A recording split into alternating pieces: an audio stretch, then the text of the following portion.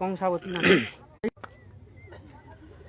আমরা রয়েছি এই মুহূর্তে ঠিক ঢেউভাঙা ঠিক তিনটে নদীর মুখে, ঠিক তিনটে নদীর যে মিলন স্থান, সেই মিলন স্থান আমরা দেখাচ্ছি এই মুহূর্তে। একটা যে সাইডটা আমি দেখাচ্ছি এটা হলদি নদী, আর এটা হচ্ছে কেলেঘাই, আর এ হচ্ছে কংসাবতী, যেটা ময়না শ্রীরামপুর ব্রিজ লাগবে চলে গেছে। ঠিক এই জায়গাটা, যেই জায়গাটা দেখাচ্ছি, এই জায়গাটায় একজন বেশ কয়েক বছর ধরে খিয়া পারাপার হয় নৌকোতে করে। তো আমরা জানি ও পাশটা নন্দকুমার থানা। তো ওই নন্দকুমার এই যে পাশটা আমরা ভাটাটা দেখাচ্ছি, যে ভাটার চুল্লিটা দেখাচ্ছে, ঠিক ওই জায়গাটা ওটা নন্দকুমার সাওড়াবেড়া জালপাই, সাওড়াবেড়া জালপাই গ্রাম। তো ময়নার সঙ্গে একটা যোগাযোগ, এই সাইডটা ঢেউভাঙা নারকেলদা ঢেউভাঙা। তো এই সাইডটা আমরা জানি যে একটা নৌকো দিয়ে এখানে খিয়া পারাপার হয়, মানুষ অনেক সুবিধা হয়। এই ময়নার মানুষ ওই সাইডে নন্দকুমারে যেতে বা তমলুক যাতায়াত করতে অনেকখানি সুবিধা হয়, এখান থেকে নৌকোয় পারাপার হয়। মানুষ অসুস্থ রোগী হয়ে গেলে পারাপার হয়। ঠিক আজকে দুপুর 12:30 1টা নাগাদ প্রায় এই নদীতে যখনই পারাপার হচ্ছিল, বেশ কয়েকজন মানুষ নৌকোতে ছিল, এবং তার যে মাঝি, আমি মাঝির নামটা একটু তন্ময় বর্মন প্রায় 21 বছর বা 22 বছর বয়স হবে, ইয়ং ছেলে। উনি নৌকা পার করাচ্ছিলেন। পার করতে হঠাৎ একটা বাজ, যেই সময়টা বৃষ্টি মেঘলা হয়ে যায় আকাশ, সেই সময়টা একটা বাজ পড়ে যেতে আমরা এখান থেকে স্থানীয় মানুষের কাছ থেকে যতটা জানতে পেরেছি যে নৌকোতে যত লোক ছিল সবাই একটা আতঙ্ক বা একটা লেগে পড়ে যায়, সবাই নৌকোতে পড়ে যায়, তারা কিছু বুঝতে পারে না। তারপরে তাদের যখন জ্ঞান ফিরে, তারা যখন উঠে দেখে যে মাঝি যে নৌকা পারাপার করছিল সে নৌকোতে নেই। কিন্তু পাশে কিছুটা দূরে যারা জালের মাছ ধরছিল, এক দুজন হয়তো মাছ ধরছিল, বললো স্থানীয় বাসিন্দারা, বলল যে তারা সে মাঝি নাকি নৌকো থেকে জলে পড়ে যায়, নদীতে পড়ে যায়। ঠিক সেই সময়টা জোয়ারের টাইম। তো জলে পড়ে যাওয়ার ফলে এখনো পর্যন্ত সেই মাঝিকে, মানে তন্ময় বর্মনকে এখনো পর্যন্ত খুঁজে পাওয়া যাচ্ছে না। এখানে আমরা স্থানীয় মানুষরা অনেক চেষ্টা করেছে, কিন্তু খুঁজে পাচ্ছে না। এই মুহূর্তে প্রশাসনকে খবর দেওয়া হয়েছে, প্রশাসন হয়তো আর কিছুক্ষণ বাদে হয়তো এসে পৌঁছাবে।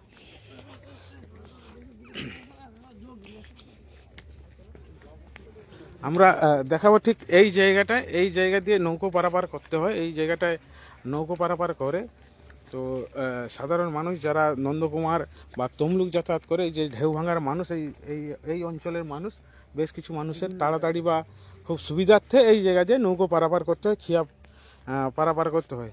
এবং এই খিয়া যতটা জানা গেছে এখানে স্থানীয় মানুষের কাছ থেকে সরকারিভাবে ডাক নেওয়া হয়েছে। শুধু সরকারিভাবে এই খিয়া কয়েক বছর ধরে ডাক নেওয়া হচ্ছে, এবং এই খিয়া পারিয়ে যাতায়াত করা হয়।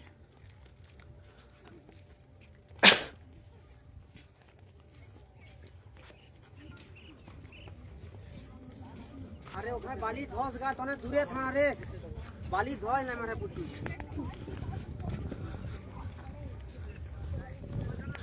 এই মুহূর্তে দেখাবো যে যেটা নন্দকুমার থানা। তো ওই সাইডটা আমরা যেটা এই যে ভাটার চুল্লিটা দেখা যাচ্ছে, প্লাস ওই সাইডে অনেক মানুষ দাঁড়িয়ে আছে, যেহেতু এখনও তন্ময় বর্মনকে খুঁজে পাওয়া যাচ্ছে না। এই নদীতেই যখন বাজ পড়ে, সেই বাজ পড়ে যাওয়ার ফলে নৌকো থেকে পড়ে যায়। তারপরে যারা নৌকোতে ছিল তারা হঠাৎ বাজ পড়ার সাথে সাথে অসুস্থ হয়ে যায়। তারপরে যখন তারা উঠে দেখে যে মাঝি নেই, যে তন্ময় বর্মন যিনি নৌকো চালাচ্ছিলেন, তিনাকে আর পাওয়া যাচ্ছে না। তারপরে এই নদীতে কয়েকজন মাছ ধরছিল, তারাই বলল যে নৌকো থেকে ও জলে পড়ে যায়। তারাই একমাত্র দেখেছিল যে একমাত্র ওই তন্ময় বর্মন নৌকো থেকে জলে পড়ে যায়। তারপরে তারপর থেকেই আর তন্ময় বর্মনকে খুঁজে পাওয়া যাচ্ছে না। এখনো প্রশাসনকে খবর দেওয়া হয়েছে, প্রশাসন হয়তো এসে পৌঁছাবে।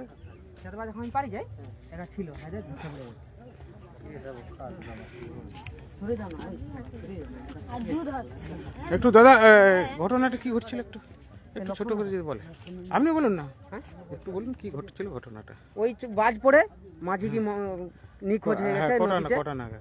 ওই 12:30 1টা নাগাদ। নামটা কি? তন্ময় বর্মন। ওই নৌকাতে কতজন ছিল? 3-4 জন বলতিছে। আচ্ছা, 3-4 জন ছিল। হ্যাঁ।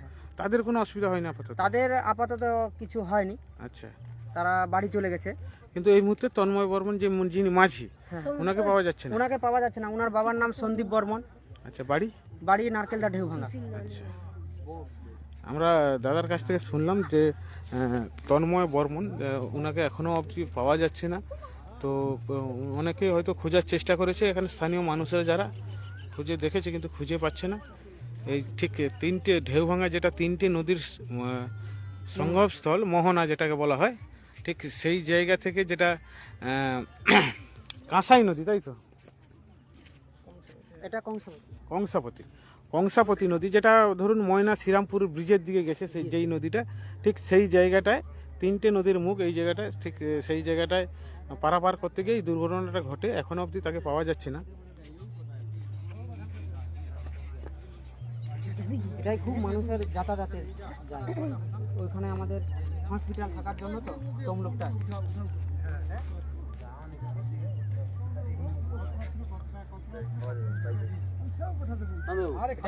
রুগী পারাপারের খুব প্রচুর। রাস্তাটা দেখে নিয়ে তো দেশে শেষ হই আরে ওই, আরে তনে পিছি দাঁড়া না, ফেটেইছে তো দেখুন। দেখি শম্ভুর বেটা ভুসিমা